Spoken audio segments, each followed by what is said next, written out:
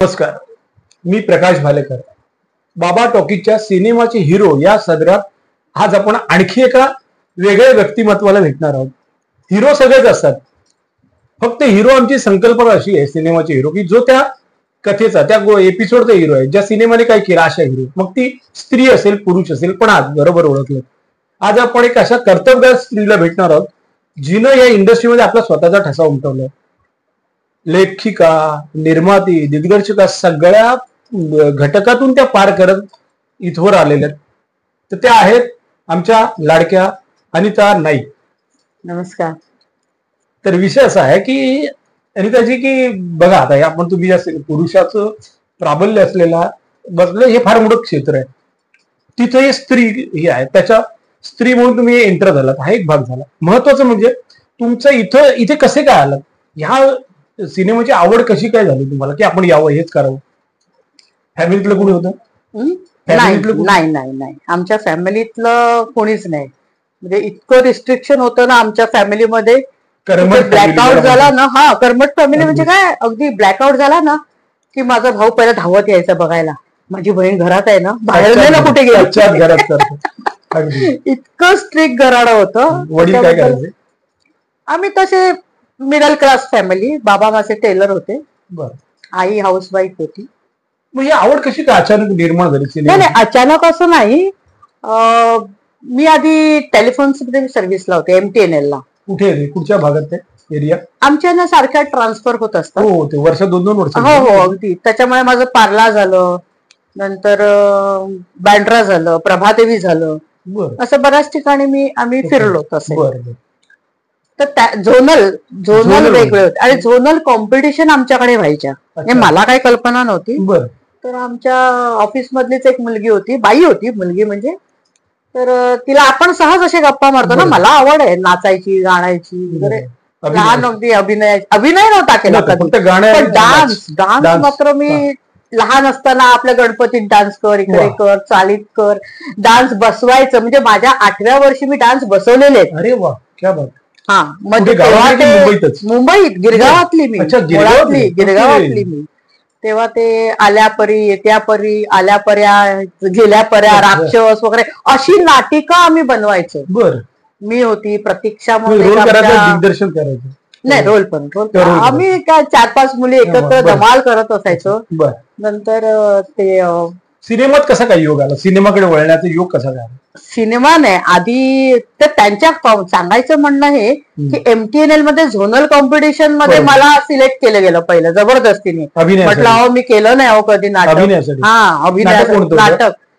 ते काहीतरी गावंढळ असं नाटक होतं, मला तर इतकं आठवत पण नाही. ग्रामीण होतं, ती भाषा पण ग्रामीण होती. हो, म्हणजे माझा महाबाप, महाबाप, हा त्या टाईपचं ते होतं. जिमिनीत तोंड खुपसून रडेल होता आणि जिमीनदार वरनं हानत होता, अशा टाईपची ती लँग्वेज होती. आणि ते केलं नाही काय नाही, केलं. हा, ते केलं. ते म्हणाले की डायरेक्टर तुम्ही हो म्हणा, हो आम्ही करून घेऊ तुमच्याकडे. मग म्हटलं आधी घरी विचारते. मग मी घरी विचारलं, म्हटलं मिस्टरांना, कारण लग्न झालं होतं माझं. नुकतंच झालं की 2-3 वर्ष होऊन गेली? नाही, 2 वर्ष झाली होती लग्न होऊन, 2-3 वर्ष. तर मिस्टरांना म्हटलं असं असं आमच्या MTNL ची काहीतरी कॉम्पिटिशन आहे, मी करू का? ते विचारत होते मला. म्हणजे ऑफिसच आहे ना, कर. म्हणजे इतकं इझिली झालं ना ते की ऑफिसचं आहे, कर, नो प्रॉब्लेम. पण म्हटलं मला वेळ नाही, माझी मुलगी छोटी आहे. तर म्हटलं वेळ तुम्ही मला ऍडजस्ट करा, मी नाही करणार. बरोबर. तर म्हणाले नाही, आम्ही तुम्हाला कन्सेशन देऊ, आमची एक कमिटी आहे, कल्चरल कमिटी मधून आम्ही तुम्हाला कन्सेशन देऊ, म्हणजे तुम्ही ऑफिस आवर मध्ये त्याची रिहर्सल करू शकाल. म्हटलं मग ठीक आहे, मग मी करीन म्हटलं. तर ते रिहर्सल झाली, त्याच्यात आम्हाला प्राइज आलं आमच्या नाटकाला. मग ते डान्स कॉम्पिटिशन आल्या. मग डान्स मध्ये म्हणजे मग माझंच क्षेत्र ते, तर मी गेली की प्राइस 100% असं व्हायचं. आणि मग MTNL मधली लोक म्हणायला लागले परत की काय तुम्ही प्रोफेशनल लोकांना देता. कारण काय झालं, हे करता करता एक साधा आमचं मेडिकल स्टोअर होतो. त्या मेडिकल स्टोअर मध्ये काम करणारा माणूस आपले जयवंत मुळीक तुम्हाला आठवत असतील. वगैरे पण हा, तर त्यांचे ते कोणतरी रिलेटिव्ह होते किंवा मित्र होते. बरोबर. तर मला म्हणाले माझा भाचा आहे तिथे, तू करतेस ना तर मग प्रोफेशनल कर ना. करेक्ट. तर म्हटलं माझी ओळख नाही हो आणि कोणी कनेक्शन मध्ये पण नाही, संपर्कच नाही, काही संबंधच नाही, नाटकाचा नाही, सिनेमाचा नाही, काहीच संबंध नाही. टीव्ही बघायचं एवढंच माहिती होतं, बाकी काहीच नाही. आणि मिडल क्लास म्हणजे कंटिन्यू पिक्चर बघतोय किंवा नाटक बघतोय असं पण नाही, काही संबंध नाही. हा, परवडणारच नव्हता. नमस्कार, मी प्रकाश भालेकर. बाबा टॉकीजच्या सिनेमाचे हिरो या सदरात आज आपण आणखी एका वेगळ्या व्यक्तिमत्वाला भेटणार आहोत. हिरो सगळेच असतात, फक्त हिरो आमची संकल्पना अशी आहे सिनेमाचे हिरो की जो त्या कथेचा, त्या एपिसोडचा हिरो आहे, ज्या सिनेमाने काय केलं अशा हिरो. मग ती स्त्री असेल पुरुष असेल, पण आज बरोबर ओळखलं. आज आपण एक अशा कर्तबगार स्त्रीला भेटणार आहोत जिनं या इंडस्ट्रीमध्ये आपला स्वतःचा ठसा उमटवलाय. लेखिका, निर्माती, दिग्दर्शिका सगळ्या घटकातून त्या पार करत इथवर आलेल्या आहेत. तर त्या आहेत आमच्या लाडक्या अनिता नाईक. नमस्कार. तर विषय असा आहे की अनिताजी की बघा, आता आपण तुम्ही पुरुषाचं प्राबल्य असलेला बसलं हे फार मोठं क्षेत्र आहे, तिथे स्त्री ही आहे, त्याच्या स्त्री म्हणून तुम्ही एंटर झालात, हा एक भाग झाला. महत्वाचं म्हणजे तुमचं इथे कसे काय आलात, ह्या सिनेमाची आवड कशी काय झाली तुम्हाला की आपण यावं, हेच करावं? फॅमिलीतलं कोणी होतं? नाही, आमच्या फॅमिलीतलं कोणीच नाही. म्हणजे इतकं रिस्ट्रिक्शन होतं ना आमच्या फॅमिलीमध्ये. ब्लॅकआउट झाला ना, हा, कर्मठ फॅमिली म्हणजे काय, अगदी ब्लॅकआउट झाला ना की माझा भाऊ पहिला धावत यायचा बघायला, माझी बहीण घरात आहे ना, बाहेर नाही ना कुठे गेली. इतकं स्ट्रिक्ट घराणं होतं. वडील काय करायचे? आम्ही तसे मिडल क्लास फॅमिली. बाबा माझे टेलर होते, आई हाऊसवाईफ होती. म्हणजे आवड कशी काय अचानक निर्माण झाली? नाही, अचानक असं नाही. मी आधी टेलिफोन सर्व्हिसला होते, MTNL ला. कुठे, कुठच्या भागात एरिया? आमच्या ना सारख्या ट्रान्सफर होत असतात. हो, ते वर्ष 2-2 वर्ष. हो, अगदी. त्याच्यामुळे माझं पार्ला झालं, नंतर बँड्रा झालं, प्रभादेवी झालं, असं बऱ्याच ठिकाणी आम्ही फिरलो तसे. तर झोनल वेगळे होते आणि झोनल कॉम्पिटिशन आमच्याकडे व्हायच्या. मला काही कल्पना नव्हती. तर आमच्या ऑफिस मधलीच एक मुलगी होती, बाई होती मुलगी म्हणजे, तर तिला आपण सहज असे गप्पा मारतो ना, मला आवड आहे नाचायची, गाण्याची वगैरे, लहान अगदी अभिनय नव्हता केला कधी, पण डान्स मात्र मी लहान असताना आपल्या गणपतीत डान्स कर, इकडे कर, चालीत कर, डान्स बसवायचं. म्हणजे माझ्या 8व्या वर्षी मी डान्स बसवलेले आहेत. अरे वा, क्या बात.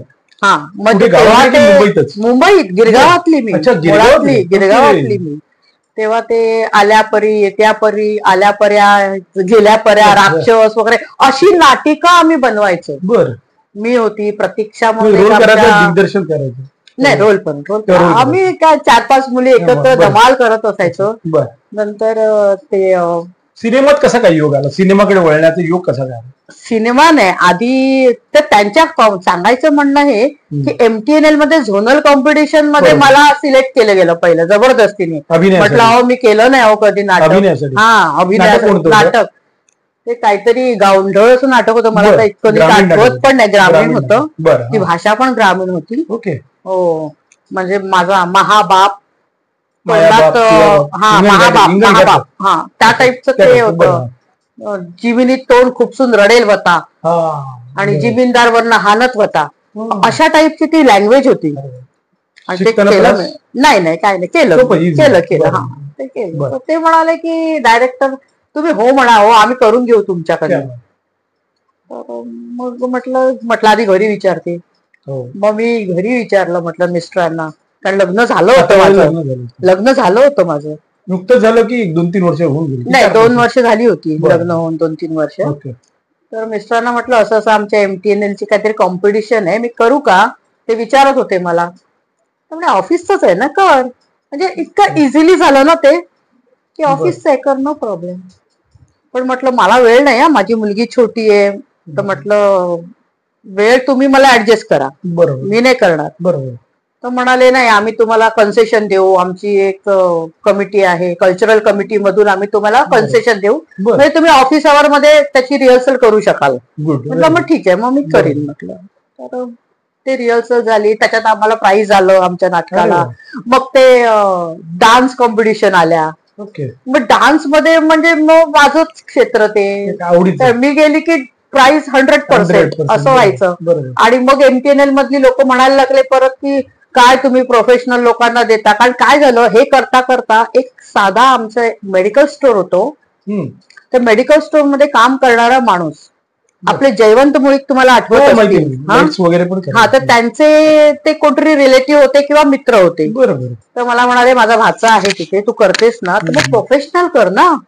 करेक्ट. तर म्हटलं माझी ओळख नाही हो, आणि कोणी कनेक्शन मध्ये पण नाही, संपर्कच नाही, काही संबंधच नाही, नाटकाचा नाही, सिनेमाचा नाही, काहीच संबंध नाही. टीव्ही बघायचं एवढंच माहिती होतं, बाकी काहीच नाही. आणि मिडल क्लास म्हणजे कंटिन्यू पिक्चर बघतोय किंवा नाटक बघतोय असं पण नाही, काही संबंध नाही. हा, परवडणारच नव्हतं. त्यांनी सांगितलं हा, तर जयवंत मुळीकना आम्ही भेटायला, मला म्हणाले तू चल शिवाजी मंदिरला माझ्या बरोबर, मी तुमची ओळख करून देतो. तर म्हटलं ठीक आहे. तर त्यांनी मला बघितलं, जयवंत मुळीक देव माणूस, अगदी मला भेटणारी माणसं खूप चांगली मिळाली, हा, खूप चांगली माणसं भेटली मला आयुष्यात. तर मला बघितलं त्यांनी आणि मला म्हणाले मी काही असेल तर तुम्हाला सांगेन. एवढंच बोलणं झालं आमचं, बाकी काहीच बोलणं झालं नाही. पण 4 दिवसांनी त्यांचा फोन आला मला, कारण MTNL मध्ये असल्यामुळे फोन कनेक्शन मला इझी होतं, संपर्क क्षण करणं इझिली होतं. तर मला त्यांचा फोन आला की दिलीप कोल्हटकर नाटक करतायत नवीन कलाकारांना घेऊन, तर पण तुमची ती टेस्ट घेतील. म्हटलं हरकत नाही, देऊ ना आपण. तर मग तुम्ही या संध्याकाळी परळला, आपलं दामोदर हॉल त्यावेळेला. तुम्ही दामोदरला तुम्ही 6 वाजता या. तर माझ्यापेक्षा ना माझ्या नवऱ्याला जास्त माहिती आहे या इंडस्ट्रीची. बरोबर, करेक्ट. कारण ते गिरगावातलेच होते, थोडे मॅच्युअर्ड होते, माझ्यापेक्षा वयाने मोठे आहेत थोडे, त्याच्यामुळे त्यांना जास्त माहिती. मी त्यांना विचारलं दिलीप कोल्हटकर कोण? बरोबर, माहित नाही. करेक्ट, मला खरंच माहित नाही, काय इनोसंटली अगदी. तर मग ते आले ना, तेव्हा मला त्यांनी सांगितलं हे दिलीप कोल्हटकर आहेत. सोबत आले होते? हा, माझ्या बरोबर सगळीकडे माझा नवरा शूटिंगला असतो, इव्हन आता सुद्धा. हो, माझ्या प्रयोगाला यायचे सगळीकडे, भक्कम कवच आहे माझे, मस्त.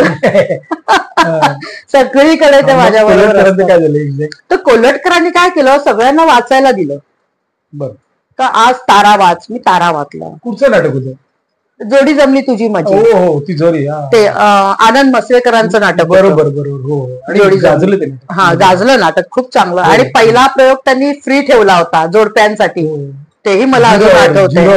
हो, तो ठेवला होता. आणि तेव्हा फार मोठे मोठे सगळे इंडस्ट्रीतली लोक आली होती, कारण कोल्हटकरांची ओळख होती त्याच्यामुळे. प्रदीप कबरे होते, भारती आचरेकर होत्या, बरेच लोक होते. आई रिटायर होते वगैरे, खूप मोठी मोठी नाटकं केली त्यांनी.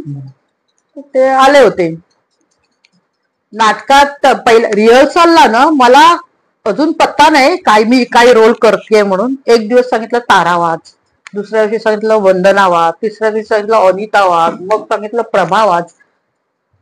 4थ्या दिवशी मी उभीच राहिली, कारण मला एक तर मुलगा, माझा लहान मुलगी. तर म्हटलं काय खरं नाही. तर म्हटलं उभीच होते मी अशी त्याला परळला. मला म्हणाले बसा ना, तुम्ही उभ्या का? म्हटलं सॉरी सर, एक गोष्ट विचारू का? कारण आता आज रोल नाहीये माझ्यासाठी वाचण्यासाठी, तर मी आहे किंवा नाही हे क्लिअर करा, माझी मुलं लहान आहेत. मी असं क्लिअर बोलल्या त्यांच्याशी, कोल्हटकरांशी. तर ते कसे तंबाखूच मळत होते, ते असं घेतलं हा करून ते हसायला लागले. मला म्हणाले बसा बसा, तुम्ही बसा. बसले. मला काही कळत नाही, म्हणजे हसायचं का रडायचं ते मलाच कळत नव्हतं. म्हणजे आपण हसतोय का तेही कळत नव्हतं. त्यांच्या डोक्यात काय होतं, त्यांच्या डोक्यात काय मला माहिती नाही ना. तर मग मला म्हणाले सगळ्यांच्या समोर, तुम्ही सगळे रोल खूप छान वाचले, मी कन्फ्यूज आहे. आता तेच कन्फ्यूज आहे. हा, मी स्वतः कन्फ्यूज आहे की तुम्हाला कोणता रोल देऊ, तुम्ही सगळे रोल छान वाचताय. मग मी जरा शांत झाले डोक्याने. म्हटलं मला म्हणतात हा म्हटलं, मला म्हणाले की बोल तुला कुठला रोल पाहिजे असं विचारलं मला. म्हटलं मला ना ह्याच्यातलं काही कळत नाही, तुम्हाला जो योग्य वाटेल ना, जो मला सूट होईल असा तुम्हीच मला रोल द्या, तो मी करीन. कारण मला काही चॉईसच नव्हती, माझी पहिलीच वेळ होती. मी सगळं त्यांच्यावर सोडलं. आणि ते अनिता म्हणून कॅरेक्टर होतं त्याच्यामध्ये, माझ्याच नावाचं. सुंदर कॅरेक्टर, नवरा बायकोची भांडणं वगैरे असं आणि लोक एन्जॉय करायची. हो. तर तोच रोल मला म्हणाले तू अनिता कर. बर. आणि मग तो अनिताचा रोल मला असा मस्त पेपरवर सगळ्यांनी उचलून घेतला. हो, क्या बात आहे. की अगदी म्हणजे माझ्याकडे अजून कात्रणं आहेत की जमिनीवर एक स्टार आला, सुंदर काम करते वगैरे, अशी कात्रणं आहेत माझ्याकडे. पहिलाच प्रयत्न. पण काय माहितीये, पहिल्या प्रयोगाला मी हसले बरं का. कारण मला एवढं लाफ्टर आलं ना माझ्या रोलला की मी हसली. पहिला प्रयोग काही कल्पना नाही हो प्रोफेशनलची, आणि मी हसले. तर मग दुसऱ्या दिवशी त्यांनी पुन्हा रिहर्सलला बोलवलं. मला भारती आचरेकर म्हणाला किती छान करता हो तुम्ही, पण हसू नका. बरोबर. त्यावेळेला ते पद्मा चव्हाण, किती गोड आहेस ग तू. अगदी माझं गाल इतक्या जोरात त्या पद्मा चव्हाण ताईने ओढला होता ना त्यावेळेला, कारण मी लहान होते ना त्यावेळेला. तर मग दुसऱ्या दिवशी पुन्हा रिहर्सलला बोलवलं आणि मी बोलली ना की सगळे हसायचे मुद्दाम. तू हसायचं नाही. बरोबर. तू हसायचं नाही. असं करून करून त्यांनी मग सवय झाली. मग काय वाटलं त्याचे तरी त्याचे जवळजवळ 50-60 प्रयोग केले आपण. बरं, आता माझं म्हणणं असं आहे की तिथून सिनेमाकडे कसा काय प्रवास झाला, वळणं? आता सिनेमामध्ये तुम्ही रोल केला होता काही ठिकाणी ना? सिनेमामध्ये मी केला होता. एक आरिफ म्हणून, एक मोहम्मद आरिफ म्हणून एक होते, तर त्यांचं एक मी फिल्म केलं होतं, देवीचा रोल केला होता. त्याच्यामध्ये मी सप्तशृंगी माता, जय सप्तशृंगी मातामध्ये मी देवीचा रोल केला त्याच्या फिल्म मध्ये. बरं. आणि त्याच्या आधी मी सिरियल भरपूर केल्या होत्या. म्हणजे अगदी 100, परमवीर, हॅलो इन्स्पेक्टर वगैरे सगळ्या सिरियल्स मध्ये मी कामं केली. सगळे नावाजलेल्या. आणि दत्तक घेणे आहे सिरियल हे माझं एकटीच आहे. तेव्हा सेकंड चॅनल म्हणून आलं होतं दूरदर्शनला, एक चॅनल आणि सेकंड चॅनल. प्रॉपर सेकंड चॅनलला दत्तक घेणे आहे हे एक सिरियल चालू झालं. आणि त्याच्यात मी दूरदर्शनला असल्यामुळे मला दूरदर्शनला नेणारे राजा मयेकर.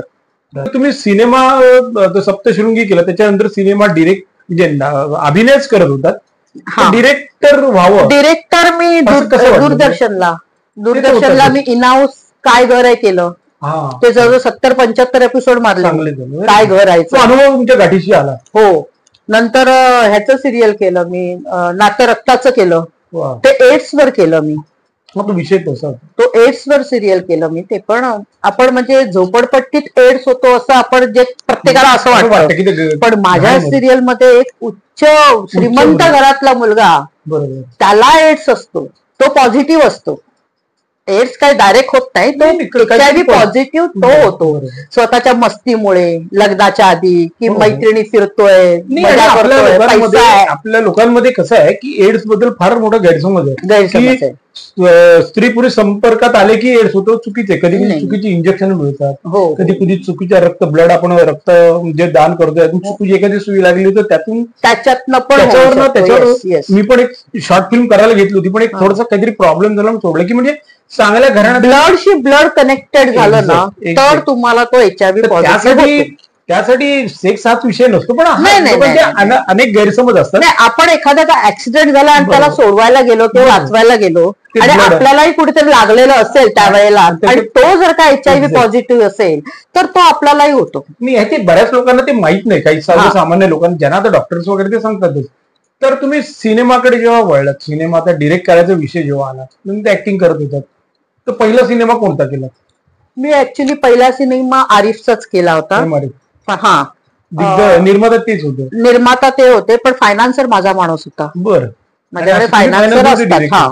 त्याच्यामुळे एकविरा, आई माझी एकविरा. ओके.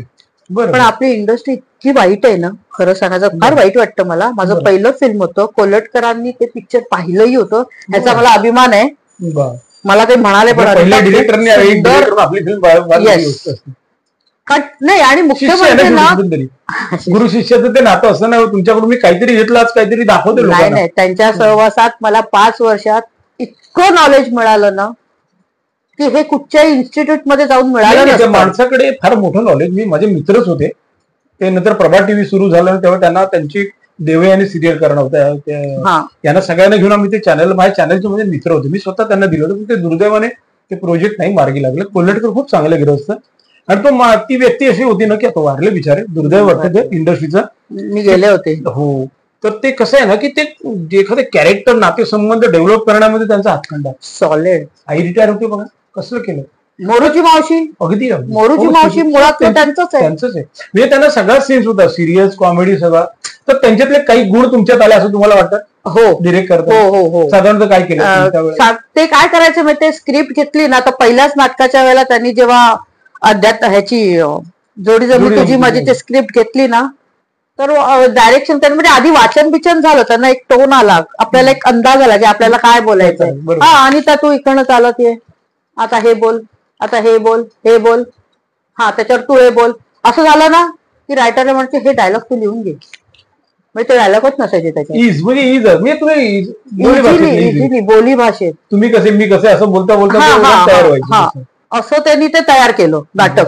आणि आनंद मसवडकरला त्यावेळेला हे सांगितलं, सॉरी म्हणजे आता ते फार मोठे आहेत, बोल की हे तुझं स्क्रिप्ट आहे, हे तू लिहून घे, हे जे काय बोलतायत ना ते तू लिहून घे, ते तुझं स्क्रिप्ट आहे. पण ते काय करायचे, कल्पना तीच ठेवायची, बरोबर, पण ते डायलॉग मध्ये थोडंसं इम्प्रोव्हायझेशन खूप छान करायचं. त्याच्यामुळे कसं गिव्ह अँड टेक चांगलं होतं. हा इझिली. त्या गिव्ह अँड टेकचा तुम्हाला फायदा सिनेमा करताना झाला, सिरियल करताना झाला. इव्हन सिनेमा करताना तुम्हाला कोण कोण कलाकार होते तुमच्या? निलंडकर, हेमांगी खोपकर. माझ्याकडे तिने सिरियल नाटकात ती होती, त्याच्यामध्ये हिरोईन होती. सुंदर चेहरा दिसेल, अभिनय. इव्हन हा होता आपला अंकुश चौधरी होता. अंकुश सप्तशृंगी फिल्म होती, सप्तशृंगी पहिली फिल्म आहे अंकुश. लीना जांभोडेकर हिरोईन होती. लीना जांभोडेकर बरोबर ना, ती पहिली फिल्म मला माहिती आहे. ती डिरेक्ट कोणी केलं होतं? ते डिरेक्ट मला वाटतं सुर्वेंनी केली होती. अनिल सुर्वेचं ना. बरोबर. हो. आणि तुम्ही नंतर ही केली एकविरा. एकविरा मी केली. त्याच्यात कोण होते? ती सप्तशृंगी मध्ये ही होती, अंकुश चौधरी आणि लीना जांभोडेकर. ती पूर्वीची जांभोडेकर, नंतर आता नांदगावकर झाली. खूप चांगले ऍक्टर. आता आहे त्यांच्यावर आमचाही काही प्रोजेक्ट चालू. तर विषय असा आहे ना की ते जेव्हा तुम्ही ह्याच्यामध्ये म्हणजे एकविरामध्ये माझ्याबरोबर प्राजक्ता होती. प्राजक्ता माळी नाही, प्राजक्ता कुलकर्णी होती. चेतन दळवी होता. ओके. खूप चांगले आर्टिस्ट होते माझ्याकडे त्यावेळेला. पण त्या सिनेमा तो कसं झाला, काय हे मिळालं? पिक्चर कम्प्लीट तयार आहे, फक्त त्याला म्हणजे एडिटिंग पण तयार आहे त्याचं, फक्त रिलीजिंग राहिलं त्याचं. गाणी इतकी सुंदर आहे. किती वर्ष झाली? आता बरीच वर्ष झाली हो. जवळजवळ 89चं पिक्चर होतं ते. 98. त्यानंतर कुठची फिल्म तुम्ही केली टोटल डिरेक्टर? त्याच्यानंतर मी थांबले होते 4 टोटल, मग 4 झाल्या माझ्या तशा बघायला गेलं. कोणती केली? ही केली शिवशक्ती भाऊ माझा नागराजा. शिवशक्ती भाऊ माझा नागराजा. ओके. ती यात्रेमध्ये मी इतकी चालवली ना, 2 वर्ष चालवली. प्रोड्युसर तुम्हीच होता? हो, प्रोड्युसर, डायरेक्टर, मेन आर्टिस्ट पण. त्याच्यामध्ये मी आईच्या रोलला होते. बरोबर. रोल पण करत. तृप्ती भोईर होती. तृप्ती भोईर होती माझ्या बरोबर. नंतर तिसरी फिल्म ही लकी आणि हॅपी केली. बरोबर. ती याच्यावर आहे, काय ते डोळे दान करण्यावर, शरीरदान, नेत्रदानावर आहे. त्यात कोण आर्टिस्ट आहे? ती रिलीज होऊन गेली ना, मागेच झाली. रिलीज झाली, पण ती काय 10 ठिकाणी नावाला केली. मी मुंबईत 1 ठिकाणीच केली, ठाण्यामध्ये, आणि तिनं आपल्या 24 कॅरेट्सला केली. नाही, आपण सिनेमाच्या प्रॉब्लेम कडे वळणार आहोत थोडक्यात, एक स्त्री म्हणून वगैरे. पण आता मी असं म्हणतो, मग त्यात कोण कोण कलाकार होते लकी अँड हॅपी मध्ये? लकी अँड हॅपी मध्ये हेमलता बाणे आहे. ओके. काय तो मग असे नाव म्हटलं, हिरो आमचा संकेत पाठक आहे. जयश्री टी आहे. एक सिरियल मध्ये चांगला आला होता संकेत पाठक. हो, तो दुहेरी छत्री. ओके. चांगला चेहरा होता. चांगला नाही, मुलगा खूप चांगला आहे तो. प्रश्न आणि कोऑपरेटिव्ह, व्हेरी कोऑपरेटिव्ह. आता मी काय म्हणतोय, तुम्ही केला तर तो बरं. या 4 सिनेमामध्ये करता मला अवॉर्ड्स वगैरे कुठे काय? हो, बरेचसे मिळाले मला. कोणत्या सिनेमा? आपले हे काय एक ताज इंटरनॅशनल याला मला एक मिळालं बेस्ट डायरेक्टरचं. नंतर मराठा काहीतरी मराठवाडा इंटरनॅशनलला प्राइज आलं. शासनाकडनं काही नाही आलं. काय झालं असेल असं वाटतं तुम्हाला?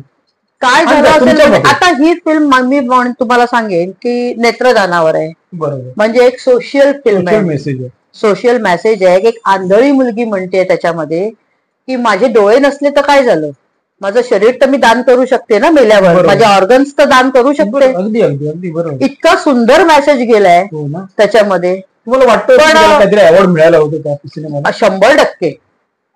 100% मिळायलाच पाहिजे होतं. इतकं सुंदर पिक्चर आहे ते, बघण्यासारखं पिक्चर आहे. म्हणजे माझं आहे म्हणून मी सांगत नाहीये, दुनियेने पाहिलं ते सगळे कौतुकच करतात की एवढं चांगलं पिक्चर. काय आहे आपल्याकडे जी कमिटी बनते ना, ते पिक्चर पूर्ण बघतच नाहीत, पळवत पळवत पळवत पळवत पिक्चर बघतात. म्हणजे आम्ही जे 7-8 महिने मेहनत करून फिल्म बनवतो. तुम्हाला असं म्हणायचं का त्यांच्या डोक्यात एक ठराविक लोकांचे सिनेमे असतात? करेक्ट, बरोबर ना? करेक्ट. अनुभव मी घेतलाय अर्थात, म्हणून सांगतो, कारण मी याच्यातून गेलोय. प्रॉब्लेम कसा होतो की त्यांच्याकडे आता समजा 70 सिनेमे आले, मग त्यातले मोजके कोण डिरेक्टर आहेत त्याचेच बघून घ्यायचे, बाकीचे पळवत पळवत बघायचे. मग पळवत म्हटल्यावर तुमचे मेन जो आता हा मेसेज आहे कदाचित त्यांनी पाहिलाही नसेल, ती शक्यता आहे.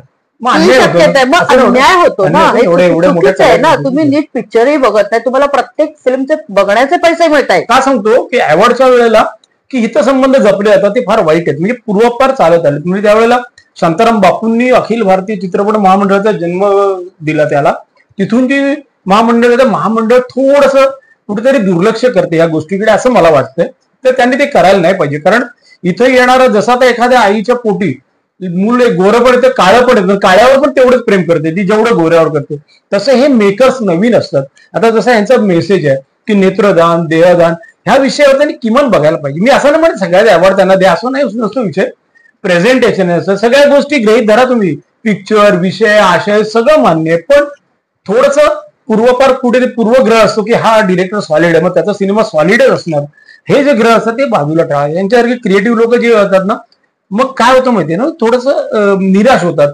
चांगलं काय करण्याची उर्मी संपते. पूर्वी ना सबसिडीसाठी ना ABCD असं काहीतरी होतं, 3 कॅटेगरी होत्या, काही नाही काहीतरी प्रत्येकाला मिळायचं, फुलाची पाकळी 25, 15, 10 मिळायचं. आणि आता याने 30-40 करून बिलकुल सोडूनच दिले, बंदच केले, 2च गट, त्याला काही अर्थच नाही ना. नाही पण थोडस. आणि दुसरी गोष्ट म्हणजे एक लेखक, आता इन शॉर्ट समजा तुम्ही लेखक आहात, बरोबर, मी फिल्म बनवली आहे, तुम्हाला त्याच्यातलं एडिटिंग कळते का? नाही. तुम्हाला त्यातला लाईट कळतो का? नाही कळत. तुम्हाला काय कळतं मला सांगा. तुम्ही फक्त स्टोरी बघू शकता आणि पिक्चर बघू शकता, पण ते कोणत्या कॅमेराने आम्ही शूट केलंय तुम्हाला कळतंय का? नाही. मग जे वशिल्याचे टट्टू तुम्ही जे कमिटीमध्ये आणता त्यांना किती नॉलेज आहे फिल्मचं? हा फार महत्वाचा विषय आहे. कारण का माहितीये, याच्यातून आम्ही पण गेलोय. त्या ज्या कमिटीवर जे सबसिडीची कमिटी बसते ना, त्या सबसिडी कमिटीवर पण लोक सुद्धा अशी बसवलेली आहेत ना की ते त्यांचे रिलेटिव्ह जे असतात जवळपास, हा माझा मित्र आहे त्याला दे, ह्या त्याचं पिक्चर घे, बाकीच्यांचं बघितलं. आणि अक्षरशः ह्या म्हणाल्या त्याप्रमाणे ना कॅमेऱ्याचा सेन्स, ना कथेचा सेन्स, ना लाईटचा सेन्स. म्हणजे कमिटी कसे देतात आम्हाला मध्ये काहीतरी बरं, आता नाव माझ्या लक्षात नाही, एक कॅरेक्टर असं आलं होतं, मी त्याला म्हटलं तू काय करतो रे? मी काय, तू इंडस्ट्री काय पिक्चर ना अजून नाही केलं, करायचंय. तो सध्या काय करतो? हे काय सबसिडी कमिटीवर आहे. अरे सिनेमाच केला नाही, तुला सिनेमाचं माहित नाही, तू कमिटीवर कसा काय गेलास? बरं हे तरी कसे वशिल्याचे टट्टू असल्यावर की तुम्ही जे म्हणाल ते करेक्ट आहे. कुणालाही बसवतात, ज्याला सिनेमा कळतो त्यांना बसवा ना, त्यांना बसवा. त्यांनी काही सिनेमे केले, त्यांना अनुभव आहे, त्यांना बसवा. की बाबा ह्या फ्रेमला इथं फ्रेम लावली, हे लोकेशनला एवढा लाईट लागला, एवढा खर्च झाले, खर्च फ्रेम टू फ्रेम काढायला पाहिजे तुम्हाला. येस. आता ह्या जागेत आम्ही बसलो, याच्या 4 लाईट का 8 लाईट लागले, त्याचा खर्च काय असू शकतो? की यांचे कॉस्ट्युम आहे, माझे कॉस्ट्युम आहेत, किंवा मेकअप आहे, ह्याला कोणी किती राबलेत, हा सेन्स असून त्या फ्रेम वाईज मग त्याचं बजेट तुम्हाला कळतं ना. तुम्ही कुणाला सरसकट देता, ओळखीचं याला एवढं दे, ते एक चुकीचं आहे. ती प्रथा रॉंग आहे. आणि मला वाटतं महामंडळाने याबद्दल पण बोलायला पाहिजे. मी तर प्रत्येक मिटिंगमध्ये विषय हा मांडतच असतो. जसा त्यांचे विषय, आता आपण माझे विषय ते सांगणार त्याच्या अनुषंगाने. मला आता तुम्ही सांगा, एक पुरुष दिग्दर्शक, एका दिग्दर्शनाचे मार्क द्यावेत, बरोबर. एका रायटरने रायटरच्या कथेची तुम्ही मार्क द्या. नाही आता ते काय होतं, पूर्वी प्रत्येकाला ठेवा ना. नाही, पूर्वी तसं होतं. पूर्वी त्या कॅटेगरीसाठी ही जी 11 लोक, कोणाला काही मार्क देतो, म्हणजे आर्टिस्टला आम्ही पैसे देतो आणि ते आर्टिस्ट तिथे कमिटीमध्ये बसून निर्मात्याला आम्हाला सबसिडी तुम्ही देणार का? नाही. आणि पुढची गोष्ट अशी आहे, तुम्ही करेक्ट बोललात, हे 11 लोक जर असतील ना, 15 लोक, हे कसे असतात, प्रत्येक डिपार्टमेंटचा एक माणूस असतो. याचा अर्थ काय त्या माणसाने त्या सिनेमाचं त्या डिपार्टमेंटचं व्हॅल्युएशन करावं किंवा ते मूल्यमापन करावं की असं व्हायला पाहिजे. किती लोक बघतात? 4 लोक 2 लोक बघतात सिनेमा, बाकीचे डिपार्टमेंट शून्यमध्ये असतात, कुणाला काही माहिती सिनेमा, आणि मग अंदाजे तो सांगतो माझी सही करून घेऊन टाकतील, तो नसतो, ऍबसेंट होतो, असतो नाही ना. तर त्याच्यामुळे काय होतं, कोणाला गेला. आता कोरोनामुळे लोकांनी पिक्चर आम्ही पण रिलीज केला ना, तात्पुरता रिलीज केला नावाला आणि बंद केला. नुकसान झालं ना, नुकसानच झालं ना. आम्ही रिलीज करू शकलो नाही, आमचा पैसा अडकला, फायनान्सचा पैसा अडकला. शासनाने कसं आहे, चांगल्या सिनेमाला प्रोत्साहन मिळावं म्हणून सबसिडी दिली, मग त्यांना द्या ना, ज्यांना गरज आहे त्यांना द्या. जे आता करोडोचे फिल्म बनवतात त्यांना तुम्ही 40 लाख काय देणार? काय गरज आहे का त्यांना?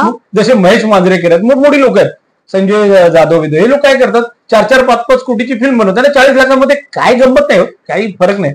बरं, आता मला असं विचारायचं की तुम्ही एक लेडीज निर्माती, महिला दिग्दर्शिका म्हणून एंटर झालं, तर तुमच्याकडे टेक्निकल म्हणजे सेटवरच्या लोकांचा अँगल किंवा डिपार्टमेंटचे काय नजरा कशा असू शकतात, काय कसा अनुभव आला असेल?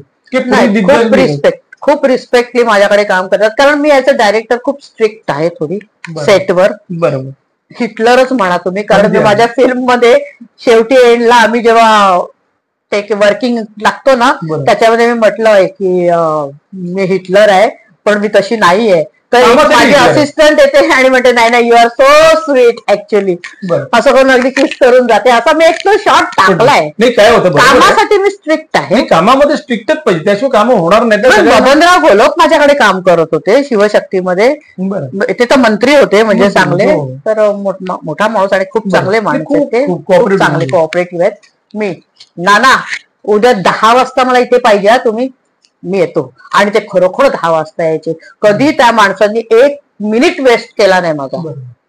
नाही, माणूस वेळेवर आला तर काम पण होतं ना व्यवस्थित. आणि काय माहितीये रसिक, तुमच्या लक्षात नसेल किंवा माहित नसेल, मी सांगतो, 1 तास लेट झाला ना, 1 तास लेट, तर काय होतं, अख्या युनिट 30 ते 40 हजाराचं नुकसान होतं. कारण सगळं येऊन बसतात, त्यांचं तर मीटर डाऊन आहे. तुम्ही कुठल्याही टॅक्सीत बघा, टॅक्सीत जायचं निघाल्या किंवा थांबलात, वेटिंग केलं, त्याचं मीटर चालू होतं. तसंही आहे.